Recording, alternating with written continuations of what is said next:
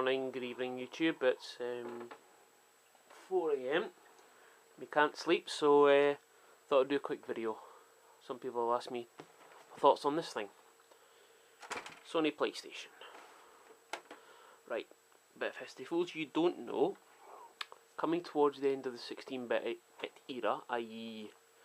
Sega Mega Drive and Super Nintendo, both companies were working on CD add-ons for the consoles. Sega, well, got the Mega CD obviously. Nintendo was working with both Philips and Sony on a CD based add-on for the Super Nintendo. There it came out. Cut a long story short, both went their separate ways. Sony ended up a huge big legal battle with Nintendo, and this was delayed for over a year, but it finally came out. Well, it says December 94 in Japan, so 95 everywhere else probably. 32-bit console, so this came out of a very interesting era in console history. End of the 16-bit era, everybody assumed that Sega would make a 32-bit console, and Nintendo would do the same. But no, all these other companies appeared. Sony, Microsoft, Atari had another go, well, sort of another go. Commodore had a go with the CD32. I remember when this came out, I thought it was horrendous.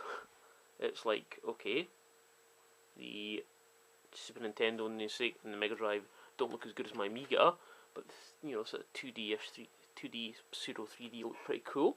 But then this came in, it was like all this shitey, blocky graphics. I'm like, who's got to play all those games that look all blocky when I can play my Amiga? It looks great. And obviously later on when we were playing great stuff on the PC, like I don't know, Wing Commander 3, I should say, Doom, then Quake. They're all about the same era. Seventh Guest, and games like this just frankly look terrible. You know, I never paid it a second look till years later. Picked one up sometime last year. Now, originally it was called the PlayStation. The PS1 designation didn't come until the cost-reduced version that came out, a smaller white one where you get a really cool plug-in LCD screen. Pretty basic thing. You've got power in. There's barely any ports in the back, which is nice. Design, it's not ugly, but it's not brilliant either. A couple of things people need to remember when this first came out. One, it played audio CDs, which now is obviously taken for given, but back then, not everybody could afford a CD player as well, so a trick Sony would repeat with the PS2, obviously. What else can I say? Obviously, 2 controller ports. You know, these were a pretty big innovation as well. Memory cards. You could store your games. Up till then it was either battery backup on the carts or passwords, which was annoying as hell. What else can I say about it? Obviously it's been a phenomenal success. According to Wikipedia, it's over like 140 million units sold worldwide, so it's the best selling console of all time. You can pick them up for next to nothing. I paid a £5 for mine and it was delivered to my front door. You know, with power supply the lot. Controller wise, obviously this looks familiar to everybody. Nice long cable so you could sit with the TV.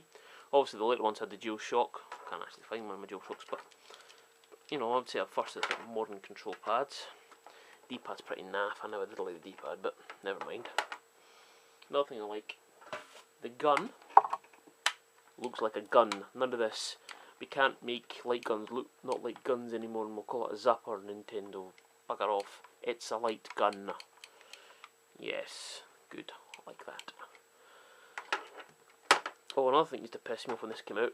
Every other console when it used to come out used to come with a free game. No, we'll give you a demo disc. And I thought, Sony, you cheap kids. Obviously, I've got lots of PS1 games now because they're that damn cheap and available. There are ridiculous amounts of games. I mean, after only picking them up last year, I can kind of look back and go, oh, some of them are great, some of them are shite, but yeah, overall, it is a pretty good console. It's not really one of my favourites. I just have it because it was that cheap, and I like a lot of the games now. Looking back, a lot of the the early 3D stuff just looks horrendous. Though you have to remember that it looked horrendous then, and it looks horrendous now. But certainly a very important console in terms of history-wise. Oh, I'm tired. I'm going to try to go to bed now. Good night, everybody. Bye-bye.